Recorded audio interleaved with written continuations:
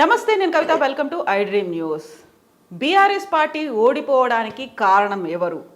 కేసీఆర్ స్వయంకృతాపరాధమే ఓడించేట్లు చేసిందా? హ్యాట్రిక్ సీఎంగా నిలుస్తారు అనుకున్నప్పటికీ ఎందుకని అనుకున్న దిశగా వెళ్ళలేకపోయారు? అనుకున్నంత మెజారిటీ రాలేదు. అసలు ఇంట్రాస్పెక్షన్ జరిగిందా? కేసీఆర్ ఎక్కడున్నారు? నెక్స్ట్ ఏం చేయబోతున్నారు?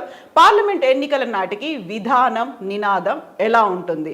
ఇవన్నీ బోల్డ్ అని క్వశ్చన్స్ ఉన్నాయి. వీటన్నిటి గురించి మనం మాట్లాడుకుందాం. ప్రస్తుతం మనతో పాటుగా ఉన్నారు BRS senior leader Karne Prabhakar గారు. ప్రభాకర్ గారు, నమస్కారం అండి. సో బోల్డ్ అన్ని క్వశ్చన్స్ అయితే ఉన్నాయి. ఇవన్నిటి ఆన్సర్ చేయడానికి అసలు ఎందుకు ఎవరు అవైలబుల్గా కనిపించట్లేరు బీఆర్ఎస్ లీడర్స్? అట్లేం లేదు కవిత, మొన్ననే ఎన్నికలు అయిపోయినాయి. ఎన్నికలు దాదాపు 2 నెలల సంగ్రామం. మిగతా పార్టీల కంటే కూడా నిజానికి మా పార్టీ 3 నెలల ముందే అభ్యర్థుల్ని ప్రకటించింది. 3 నెలలు మేము కంప్లీట్గా ప్రజల్లోనే ఉన్నాం. దానికి తోడు రోజువారీ దాంట్లోనే ఇప్పుడు ప్రతిపక్షంలో ఉన్నాం.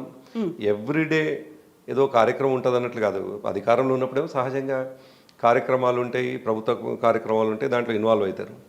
కానీ ప్రతిపక్షంలో ఉన్నప్పుడు ఇష్యూని బేస్ చేసుకొని మాత్రమే నాయకులు, కార్యకర్తలు అందుబాటులో ఉంటారు.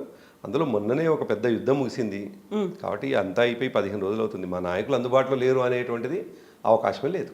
యుద్ధం ముగిసింది. అక్కడ ఉన్నటువంటి కార్యకర్తలు, సైనికులు వీళ్ళందరూ కూడా అలుపెరగని పోరాటం చేసిండ్రు.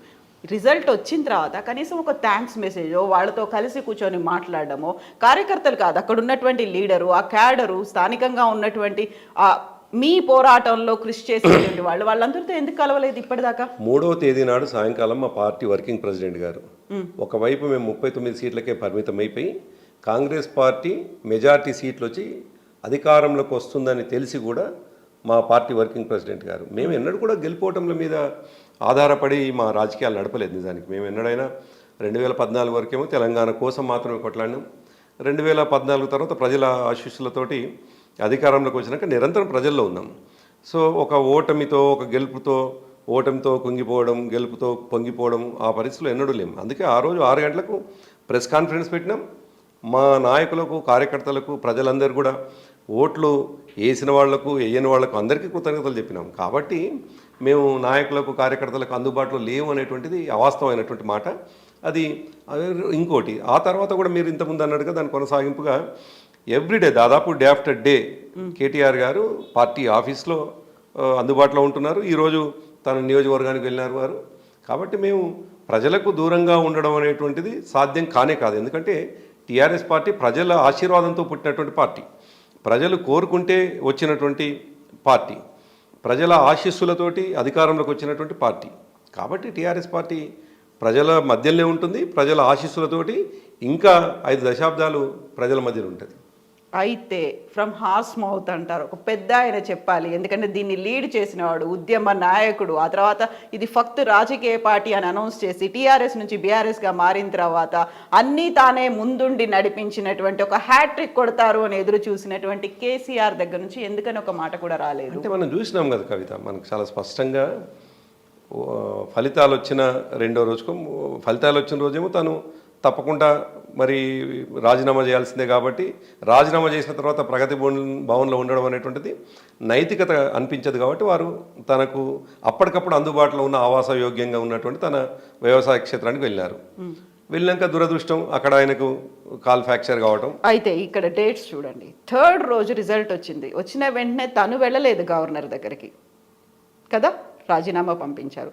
ఆ తర్వాత మీరు అన్నట్టుగా దురదృష్టవశాత్తు యాక్సిడెంట్ అనుకున్నప్పుడు 3rd నుంచి రేవంత్ రెడ్డి సీఎంగా ప్రమాణ స్వీకారం చేసింది 7th రోజు. 8th రోజు అందరూ శాసనసభ్యులు అక్కడ ప్రోటన్ స్పీకర్ ఆధ్వర్యంలో ప్రమాణ స్వీకారం చేయాల్సి ఉండే. జరిగింది 8th కదా, ఒక టైం గ్యాప్ అనేది అయితే ఉంది కదా. ఆ టైంలో ఎందుకు మాట్లాడలేదు? నిజానికి ప్రజల నుంచి వెళ్ళి అటువంటి అది వస్తుందని నేను ఏమనుకోవట్లేదు. ఏదైతే నేనేమంటున్నా సోకాల్డ్ సొసైటీ ఎవరైతే రోజువారీ చర్చలు చేసి రోజువారీ ఎవ్రీ అవర్ అప్డేట్ కావాలని కోరుకునే వాళ్ళు మాత్రమే ఇట్లా కోరుకుంటారు. కార్యకర్తలకు చాలా స్పష్టంగా కనిపిస్తూ ఉంది. సహజంగా ఒక ఉద్యమ నాయకుడిగా ఉన్నాడు, ముఖ్యమంత్రిగా ఉన్నటువంటి 10 సంవత్సరాలు ఉన్నటువంటి వ్యక్తి ఓడిపోయినటువంటి సందర్భంలో తెల్లారే ముఖ్యమంత్రిగా, అంటే మాజీ ముఖ్యమంత్రి కాగానే మాట్లాడాలని కోరుకోరు. మా కార్యకర్తలు అయితే అంతా ఆ పద్ధతిలో ఉంటారని నేనేమనుకోను. కానీ ఇవాళ మమ్మల్ని నిరంతరం విమర్శిస్తున్నటువంటి వాళ్ళు ఎవరైతే ఉన్నారో వాళ్ళు సహజంగా విమర్శించే విమర్శనే. మేము ఒకరోజు ఒకవేళ ముందు రెస్పాండ్ అయినా ఇంత టైం ఇంత సమయం కూడా ఇయ్యరా, వెంటనే టీవీల ముందుకు వచ్చి మాట్లాడాలి అనేవాళ్ళు కూడా, అంటే ఏది చేసినా విమర్శకు కనిపిస్తుంది. ఏది చేసినా కానీ కొంత మా పట్ల తప్పు పట్టాలనేటువంటి భావన. తెలంగాణ ఉద్యమం 2001 నుంచి మొదలుకొని 2014 వరకు కూడా చాలా సందర్భాల్లో చూసినాం. పెద్దగా మేము దానికి వీస్తూ పోయి ఆశ్చర్యపోయి అయ్యో ఇటువంటి ప్రశ్న సొసైటీ నుంచి వస్తుంది అనుకోం. సొసైటీ నుంచి వస్తే పర్వాలేదు, సోకాల్డ్ కొంతమంది నుంచి వచ్చినప్పుడు మాత్రమే వాళ్ళకేం సమాధానం చెప్పాల్సినటువంటి అవసరం లేదు. ఎందుకంటే మా నాయకుడు అప్రాపరేట్గా వ్యవహరిస్తారు. ఏ టైంకు ఎట్లా వ్యవహరించాలో మా నాయకుడికి తెలిసినంత బహుశా భారతదేశంలో ఏ నాయకుడు కూడా తెలియదు. కాబట్టి మా నాయకుడు కార్యకర్తల్ని కాపాడుకోవడం మా నాయకుడికి తెలుసు, ప్రజలకు ఎట్లా అందుబాటులో ఉండాలో మా నాయకుడికి తెలుసు. తన కాలు సరిగానే ప్రజాక్షేత్రంలోకి వస్తే మా నాయకుడి ముందర ఎవరు నిలబడేటువంటి పరిస్థితి కూడా ఉండదు. కాకపోతే అక్కడ ఉన్నప్పుడు ఫామ్ హౌస్లో ఉన్నప్పుడు, ఎర్రవెల్లి ఫామ్ హౌస్లో ఉన్నప్పుడు అక్కడ చుట్టుపక్కల ఉన్న వాళ్ళు బస్సుల్లో వచ్చి కలిశారు వెళ్ళారు తప్ప అంత తీవ్ర స్థాయిలో లేకుంటే అంత ఫ్రీగా లీడర్స్ అందరూ కలవలేకపోయారు, కార్యకర్తలు కలవలేకపోయారు. వెళ్ళిన తర్వాత ఇమ్మీడియట్గా అంతకుముందు ప్రగతి భవన్ నుంచి వదిలి ఫామ్ హౌస్లు ఎలా ఉంటారో ఓడిపోయిన తర్వాత కూడా అలాగే ఫామ్ హౌస్కే పరిమితం అయ్యారు. మిగతా వారికి అలో లేదు, పర్మిషన్ ఇవ్వలేదు. తప్పు అబ్జర్వేషన్ బహుశా మీద మీ జర్నలిస్ట్ సొసైటీ నుంచి వచ్చినటువంటి అబ్జర్వేషన్ అది నాకు తెలియదు. కానీ 4వ తేదీ మధ్యాహ్నం 3 గంటల నుండి కంటిన్యూస్గా నాయకులందరూ కూడా మీరు యూ టేక్ ఎనీ నేమ్, ఎవరి పేరైనా తీసుకోండి, వాళ్ళు పోయి మా నాయకులు ఓడిపోయిన వాళ్ళకు గెలిచినటువంటి వాళ్ళు అందరు పోయి పిలిపించుకొని మాట్లాడారు. అందరికి ఎవరికి వాళ్ళు పోయి కేసీఆర్ గారిని కలుద్దాం, కేసీఆర్ గారిని ఓటమి కోసం మరొకటి కోసం కాదు, కేసీఆర్ గారికి అనేక సందర్భాల్లో కష్టంలో నష్టంలో అండగా నిలబడేటువంటి వాళ్ళు. కాబట్టి ఇది కష్ట సమయం అనిపించవచ్చు, లేదు కష్ట సమయంలో మేము ఉండకుంటే ఎట్లా అనిపించవచ్చు. ఎవరికి వాళ్ళుగా ఎర్రబెల్లి తన ఇంటికి వెళ్ళినారు, అందరు కలిసినారు. ప్రతి ఒక్కరిని కూడా కేసీఆర్ గారు కలిసినారు. సో కలవలేదు అనేటువంటిది తన కాలు ఫ్రాక్చర్ అయ్యేంత వరకు కూడా, ఫ్రాక్చర్ అయినంత తర్వాత కూడా మీరే చూసినారు. ఆయన వస్తున్నటువంటి జనాన్ని చూసి హాస్పిటల్లో మిగతా రోగులకు ఇబ్బంది అవుతుంది అనేటువంటి ఉద్దేశంతో ప్రజలకు చాలా బాధతో రిక్వెస్ట్ చేస్తున్నటువంటి సందర్భాన్ని కూడా చూసినాం. కాబట్టి కేసీఆర్ గారు కలవలేదు అనేటువంటి మాట శుద్ధ అబద్ధం. ఒకవేళ నిజంగా కూడా ఒకరోజు కలవకున్నా ప్రజలు అట్లా కోరుకోరు.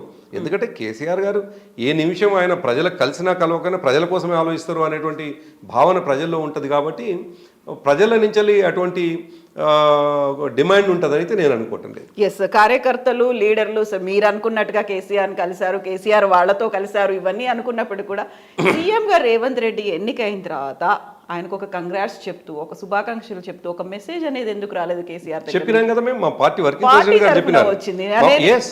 మా పార్టీ వర్కింగ్ ప్రెసిడెంట్ గారు అంటే డెఫినెట్గా కేసీఆర్ గారి మాటని, కేసీఆర్ గారు ఆయన అనారోగ్యంగా ఉండి అటువంటిది ఎవరైనా సొసైటీ కోరుకుంటే అంతకంటే ఏమంటారు వికృతానంగం ఇంకోటి ఉండదు. అనారోగ్యం కాదు, గెలిచిన వెంటనే ఇవ్వాల్సినటువంటి ఒక మెసేజ్, ఒక సందేశమో అనేది రాలేదు. కనీసం రేవంత్ రెడ్డి ఎన్నిక అవుతున్నాడు, Revanth Reddy is becoming CM అన్నప్పుడు కూడా ఎందుకు రాలేదు? ఒకవేళ తన కాలు తుంటి గాయం జరగకపోతే అసెంబ్లీలోనే అతనికి అభినందనలు చెప్పేవాడు. మా పార్టీ వర్కింగ్ ప్రెసిడెంట్ గారేమో 3 నాడు సాయంకాలమే చెప్పినారు కాంగ్రెస్ పార్టీకి అభినందనలు. ఆ తర్వాత ట్విట్టర్ వేదికగా వివిధ మాధ్యమాల ద్వారా మేము కంగ్రాట్స్ చెప్పినాం. ఇంకోటి రాజకీయాల్లో ఉన్నటువంటి వాళ్ళం, కొత్తగా ఎప్పుడో మొన్నటినే రాజకీయాలకు కేసీఆర్ గారు రాలేదు, దాదాపు